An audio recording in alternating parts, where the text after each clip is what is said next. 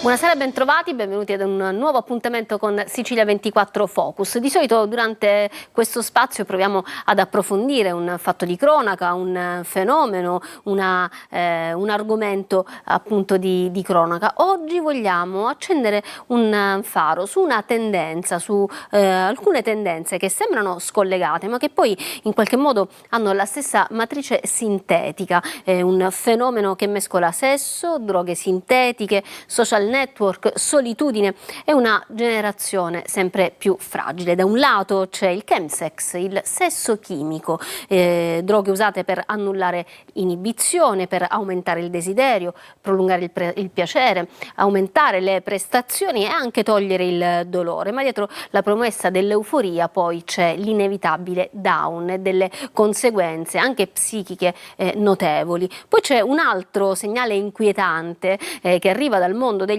adolescenti che ingeriscono, pensate, quantità pericolose di paracetamolo, il farmaco più comune che abbiamo tutti oggi in casa e che non diventa più un farmaco necessario per trovare un sollievo dal dolore, per curare la febbre, ma in qualche modo poi diventa invece un'arma. Il rischio quindi non passa più solo dalla strada, non ha il volto dello spacciatore, ma passa dalle chat, dai social, dai party, dai festini. Oggi con me in studio c'è il professore Filippo Drago, ben trovato professore, grande esperto farmacologo, docente universitario. Con lui proveremo ad approfondire questo tema che è legato in qualche modo ai farmaci. Parliamo di metanfetamine, GHB, GBL, mefedrone, sono tutte sigle che adesso andremo ad approfondire, e poi anche i catinoni sintetici, che sono nomi sconosciuti ai molti, anche ai genitori, ma sempre più presenti nelle chat private, nei party, nei discorsi dei ragazzi che noi magari non conosciamo. Proprio per questo oggi siamo qui per parlarne, per accendere un riflettore e per allertare, per dare una piccola spia anche a chi ci sta ascoltando. Questi fenomeni non sono ancora in qualche modo arrivati qua dalle nostre parti, ma già se ne sentono gli echi e non sono tanti lontani. Allora, professore, partiamo subito. Cosa sono queste droghe sintetiche? Allora, le droghe sintetiche, che vengono chiamate anche designer drugs, sono delle sostanze che vengono sintetizzate in laboratorio, ovviamente in laboratori non ufficiali, a partire da molecole che sono note per esercitare un'attività a livello del sistema nervoso centrale. Ovviamente parlo di attività stimolanti, come diceva lei prima, queste sostanze stimolano, eccitano, per quello che riguarda il chemsex ovviamente incidono moltissimo sul comportamento sessuale, aumentando il piacere, aumentando i tempi del rapporto sessuale, riducendo il dolore, quindi sostanze che si assumono per, ovviamente non per scopo terapeutico, ma per piacere, per diletto. Ecco, il chemsex è il sesso chimico, nel senso c'è il sesso ma che è aumentato e associato appunto alla chimica, in questo caso alle droghe sintetiche. Questo fenomeno dilaga soprattutto al nord Italia, ma in una categoria specifica. Le droghe sintetiche ne fanno uso un po' tutti quanti, adesso ne parleremo, ma questo specifico tipo di catinoni di droga, in particolare i catinoni sintetici, sono utilizzati dal mondo GLBQ, quindi diciamo principalmente dagli omosessuali. Perché utilizzano questo tipo di droghe che poi diventa oltre ad una vera e propria dipendenza, li trasforma in zombie, lo hanno detto molte testimonianze, sì, che ho riscontrato. Sì, l'effetto principale è psichico ovviamente, anche se esiste anche la dimostrazione che queste sostanze aumentino le performance. Il mondo omosessuale, la sfera della sessualità omosessuale ne fa uso moltissimo, perché questi farmaci aumentano le prestazioni e riducono il dolore nei rapporti sessuali. Il primo caso che è stato messo in evidenza in Italia di metclorcatinone, che è la droga sintetica, la sostanza della famiglia dei catinoni più usata nel mondo, insomma, in questo ambito, risale al 2022 proprio in 2 casi di soggetti gay, uno dei quali peraltro è deceduto. Perché che cosa succede? Quando si tolgono tutte le inibizioni, sì, quindi anche le paure cadono, la prevenzione viene meno. E tra l'altro leggevo che questo tipo di sostanze viene utilizzato spesso nei party a base di droga sintetica e sesso, in cui ci si incontra tutti quanti e poi, diciamo, c'è molta promiscuità. Esatto. Questa promiscuità poi porta alle infezioni. Ma nei party succede spesso che queste sostanze vengono anche assunte insieme con alcol. Benzodiazepine sono sostanze che aumentano la tossicità di questi farmaci, queste sostanze. Lei citava prima la metanfetamina. Ricordo che la prima sostanza che possiamo includere in questo gruppo è la cocaina, perché anche la cocaina aumenta il desiderio sessuale, l'attività sessuale. Poi c'è la famosa MDMA, la metildiossimetanfetamina, che è l'Estasis, che fu la sostanza più attività stupefacente negli anni 90 più usata in quel periodo. Oggi il mercato nero delle sostanze stupefacenti si è orientato moltissimo sui catinoni, che sono sostanze che derivano da una pianta che è la capa, si chiama così, che americana, sì, esatto, è sudamericana, che produce sostanze non certamente così attive, perché quelle che vengono usate vengono trasformate, per questo si parla di droghe sintetiche. Il metclorcatinone è quello più usato, il mefesinone, ovviamente c'è anche mefedrone.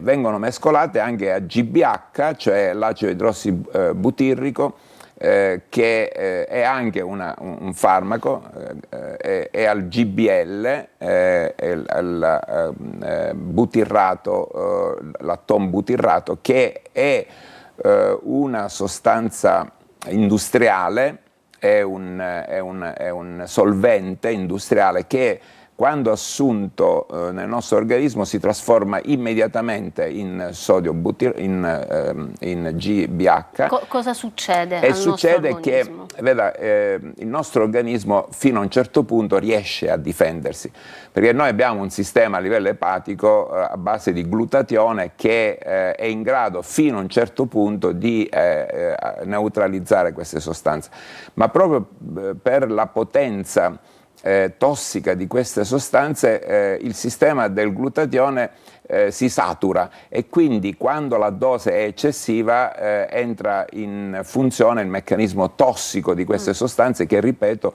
può essere tanto elevato da indurre la morte dell'individuo. Tra l'altro i catitoni, mi diceva, portano degli stati di paranoia. Esatto. Portano un quadro molto spesso registrato presso l'Istituto Superiore di Sanità, che poi è il centro dove vengono raccolte queste denunce, uno stato di psicosi vera e propria. Ci sono descritti casi di psicosi mistica, di psicosi con allucinazioni zooptiche, visive, e questo quadro psicotico spesso non è del tutto reversibile. Questa è la cosa importante. Cioè, anche se uno smette, decide, trova la forza e trova appunto la costanza e la continuità di non utilizzare più queste sostanze, e nel caso specifico del chemsex di tornare a fare diciamo, attività sessuale senza l'utilizzo delle sostanze, le conseguenze rimangono lo stesso. Molto spesso rimangono, nonostante la terapia, perché questi soggetti finiscono in ospedale, finiscono al pronto soccorso, vengono trattati con antipsicotici, ma nonostante l'uso di antipsicotici, almeno quello che ci leggiamo sui report dell'Istituto Superiore di Sanità, questi soggetti rimangono, come dire, con uno stigma di tipo psicotico che ripresentarsi. Che si può ripresentare e può evolvere addirittura verso la schizofrenia. Abbiamo detto che questo è un fenomeno dilagante, ma come siamo messi noi qui in Sicilia? Allora, per quello che riguarda il chemsex, noi abbiamo ancora pochissimi casi segnalati, è un fenomeno che si è sviluppato soprattutto nel nord Italia. Quindi il chemsex dalle nostre parti è ancora raro, sebbene io temo che con l'intervento dei mass media, dei social, eccetera, questo fenomeno potrà arrivare anche dalle nostre parti. Di certo non vogliamo stimolare e invitare all'utilizzo di queste sostanze, ma quello che facciamo oggi, come spesso accade appunto durante le nostre trasmissioni, è allertare, portare a conoscenza del nostro pubblico di questi fenomeni, di questi pericoli, e quindi così mettere quella pulce nell'orecchio e dire senza allarmismi inutili, però con un minimo di coscienza del fenomeno che può essere diciamo in arrivo, ecco, sicuramente. Perché poi cosa succede? E chiudiamo qua, diciamo, la parte delle droghe sintetiche per aprirne poi un altro capitolo molto importante che riguarda anche le famiglie dei giovani adolescenti. Cosa succede? Una volta si parlava di eroina, cocaina, hashish, anfetamine, diciamo, associate sempre magari alla discoteca, ma oggi il mercato è cambiato, perché poi con le droghe sintetiche che nascono in laboratorio e magari vengono diffuse, spacciate tra virgolette online con un click nelle chat, o addirittura possono essere appunto ordinate online, diciamo, cambia la formula e sembra anche una cosa meno pericolosa. C'è da dire una cosa importante: questi designer drugs vengono sintetizzati, come dicevo, in laboratori clandestini. Il problema di fondo, che è stato messo in evidenza soprattutto in Inghilterra, è che una nuova sostanza di questo genere che viene diffusa nel mercato nero e chi lo fa con diciamo competenza, ecco, come dire, ecco, provoca dei fenomeni, dei sintomi, dei segni che sono assolutamente nuovi per chi osserva questi pazienti in ospedale. Per cui arriva un paziente con una sindrome nuova e all'inizio non si sa come curarli questi pazienti, perché la sostanza è nuova, non è nota la sua natura, il suo effetto oltre clinico. al danno la beffa. Esattamente, è molto grave questo fenomeno. E in questo l'AIFA e tutto come si pone? Beh, l'AIFA non ha competenza su questi farmaci, queste sostanze tossiche, quindi è l'Istituto Superiore di Sanità. L'Istituto Superiore di Sanità gestisce un servizio di informazione molto utile che mette a disposizione di chi opera in questo ambito tutte le segnalazioni, i report, le denunce fatte presso i pronto soccorsi per situazioni del genere, per cui è una rete che serve a tenere informati gli operatori, soprattutto per gli interventi terapeutici, perché questi pazienti poi appunto finiscono in ospedale e il medico del pronto soccorso certe volte non sa proprio che cosa fare, perché si tratta di una sintomatologia talmente variegata, nuova, sconosciuta, che spesso veramente non c'è modo di trattarla. Possiamo dire una roulette russa chimica, perché queste sostanze poi non hanno una storia clinica consolidata, come diceva lei. Una roulette russa chimica che sicuramente è pericolosissima ed è meglio evitare. Adesso ci fermiamo per una breve pausa, tra poco torniamo e parliamo della generazione social e delle challenge del paracetamolo.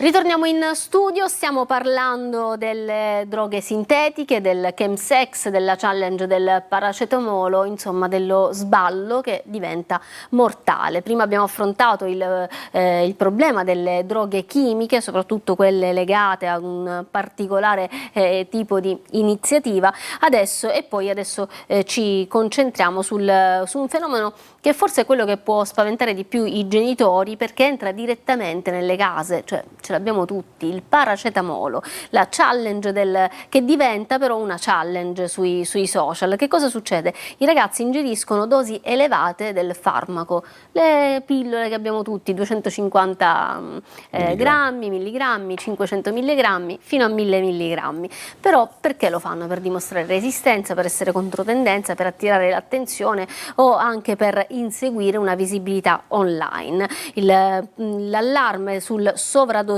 appunto tra i ragazzi è stato da poco, di recente, lanciato dall'AIFA, perché appunto al momento questo fenomeno in Italia non è presente, se non dilagante, non è né dilagante né presente in grossi, diciamo, in una grossa fetta del mercato, perché poi il social di riferimento è sempre quello TikTok, che io chiuderei, ma l'AIFA lancia l'allarme che arriva dai paesi dell'Europa, no? Dall'Inghilterra, dalla Spagna, dalla Germania. Attenzione, sta succedendo questo, i ragazzi fanno queste challenge, ingeriscono troppe pillole di paracetamolo e poi a risentirne è anche il fegato. Quindi l'Agenzia Italiana del Farmaco ha analizzato i dati nazionali anche sui casi di intossicazione da paracetamolo negli adolescenti, quindi evidentemente anche in Italia, visto che i dati nazionali c'è un aumento, e ha lanciato questo avvertimento chiaro su un fenomeno che è cresciuto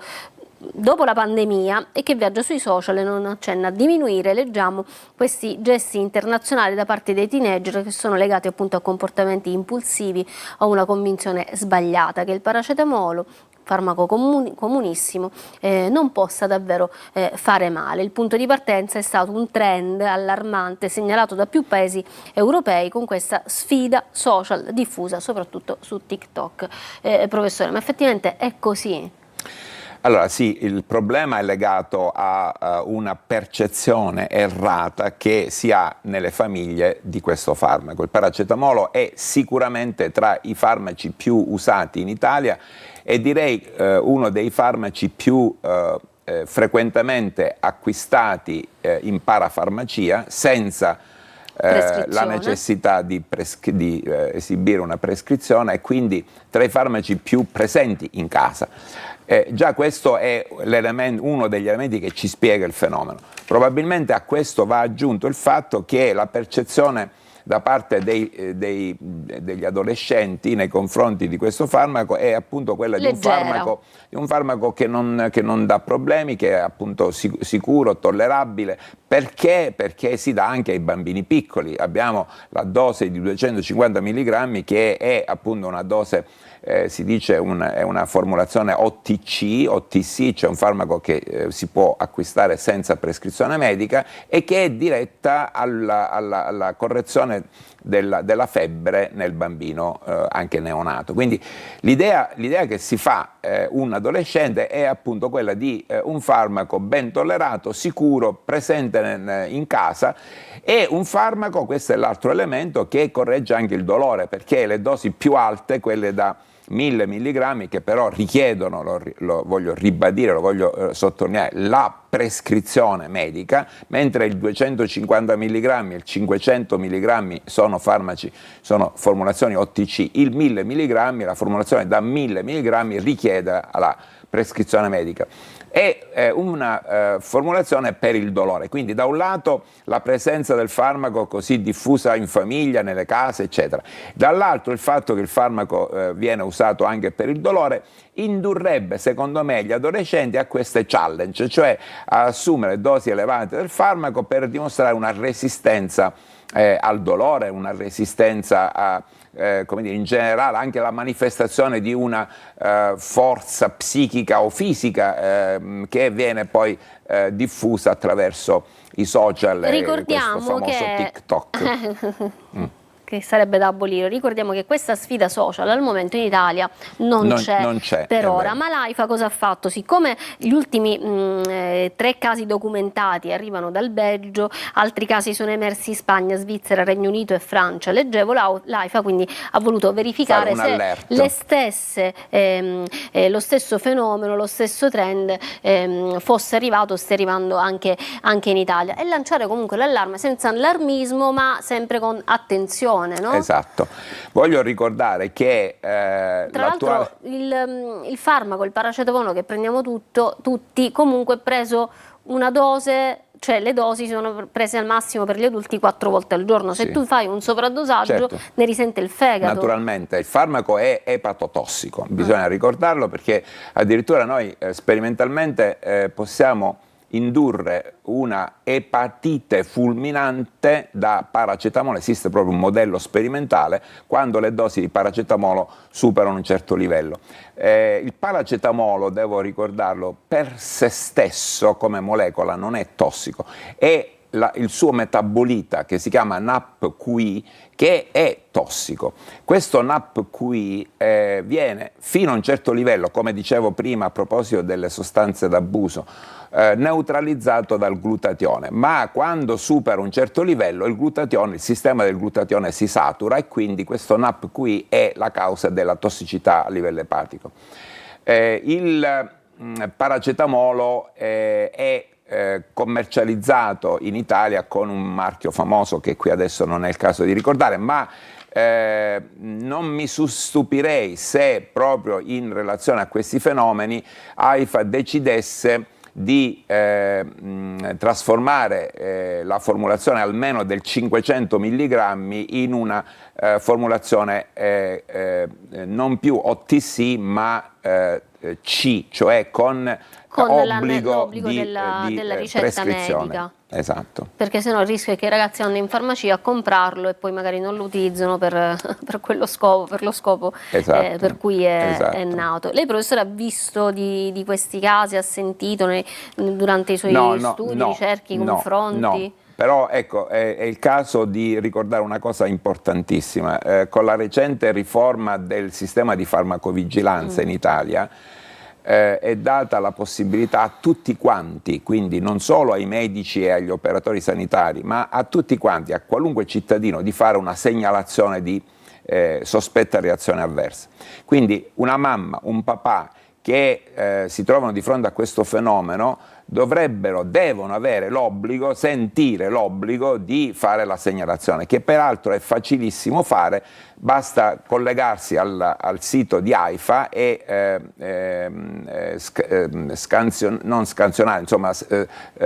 fare un download della scheda di segnalazione che si manda per email o insomma con il sistema informatico, cosa che servirà moltissimo a quantificare questo fenomeno in Italia, perché io temo che arriverà anche da noi questo alert sempre più sul paracetamolo. Almeno noi ne stiamo parlando e stiamo lanciando l'alert anche da qua, anche se riflettendo anche mentre preparavo la puntata, forse il vero tema di questa puntata non sono proprio le droghe, ma è il vuoto, no? Attorno a questi ragazzi, o che loro sentono dentro come se loro volessero anestetizzare il dolore invece di affrontarlo o parlarne, professore. Sì, io da psichiatra vedo tanti adolescenti giovani che hanno problemi di questo genere.